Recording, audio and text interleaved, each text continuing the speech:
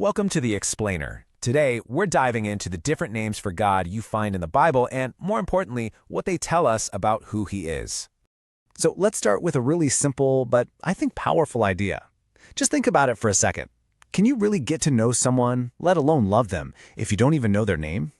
See, names are so much more than just labels. They're a reflection of who a person is, their character, their identity. And this is especially true when we open up the Bible. The different names for God that you'll find in there, they aren't just random titles. They're more like windows, with each one giving us a unique view into His very essence. They really tell a story about who He is and how He relates to us.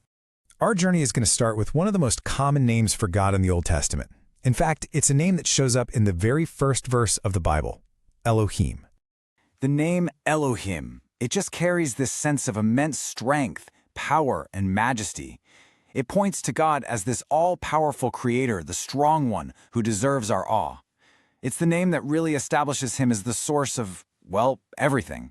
This passage from Psalms, it just captures that feeling perfectly. You see, the name Elohim emphasizes that God isn't some small local deity. No, He is the all-powerful ruler over the entire universe that He brought into being. When the biblical writers wanted to get across God's cosmic authority, Elohim was often the name they reached for. Now here's something that's really interesting from a language perspective.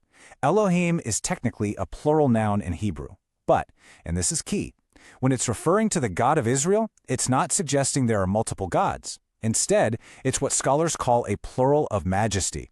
It's a way of expressing the absolute fullness and supremacy of God's power. It's like a linguistic way of saying He is the ultimate King of Kings. Okay, next up, let's look at God's personal, most sacred name, a name that was considered so holy it was often left unspoken. Check out this number, 6,823. That's how many times this name, represented by the four Hebrew letters Yod, He, Vav, He, or YHW, appears in the Old Testament. This wasn't just another title. This was His personal covenant name. Now, because the name YHWH was considered so incredibly holy, ancient Jewish scribes had a tradition. Whenever they came across it while reading, they would actually say the word Adonai instead, which means Lord. Centuries later, translators took the consonants from YHWH and mixed them with the vowels from Adonai, and boom, that's how we ended up with the name Jehovah in some English Bibles. So its pronunciation has been debated for ages, but what about its meaning? What does this unique name actually tell us? To find out, we have to go to this pivotal moment, a conversation between God and Moses at a burning bush.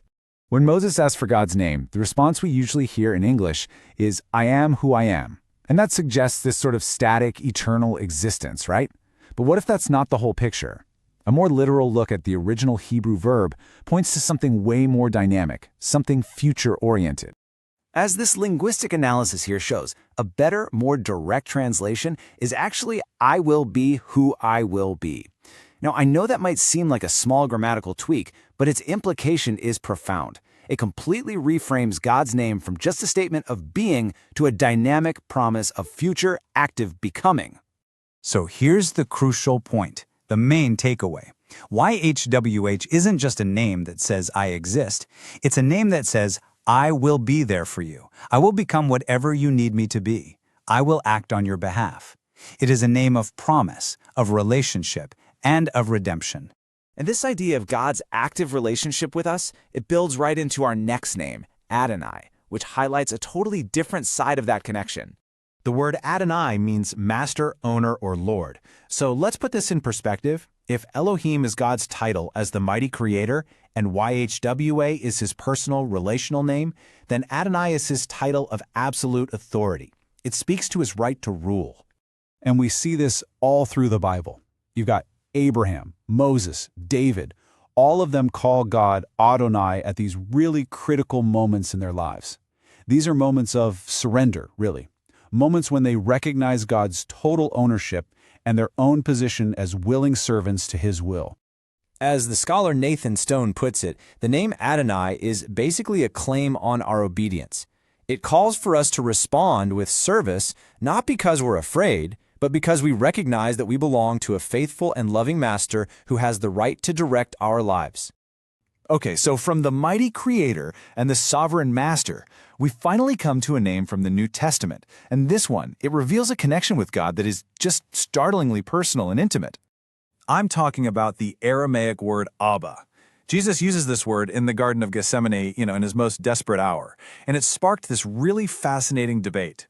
Does it mean the respectful, formal father, or is it something more like the deeply familiar, almost childlike daddy? So which one is it? Well, after a ton of scholarly analysis, the answer seems to be both. In our modern world, we tend to separate intimacy from formal respect, but that idea just doesn't quite fit the ancient context. Abba is a word that amazingly holds both ideas at the exact same time. And this just brilliantly illustrates the unique relationship that Jesus was modeling for us. Abba doesn't make you choose between respect and familiarity. It holds both of those concepts in this perfect, powerful tension. So, when Jesus says Abba, he's expressing the profound respect of a servant to his master, Adonai. But at the same time, he's crying out with the tender, personal intimacy of a beloved son to his father in a moment of ultimate crisis. It just beautifully captures a relationship of both reverent submission and loving closeness. So, when we put it all together, we see this stunningly rich portrait start to emerge. Elohim, the powerful creator. YHW, the promise-keeping God who shows up for his people. Adonai, the sovereign master with the right to rule. And Abba, the intimate father. These names don't contradict each other at all. They build on one another, painting a much more complete picture of who God is.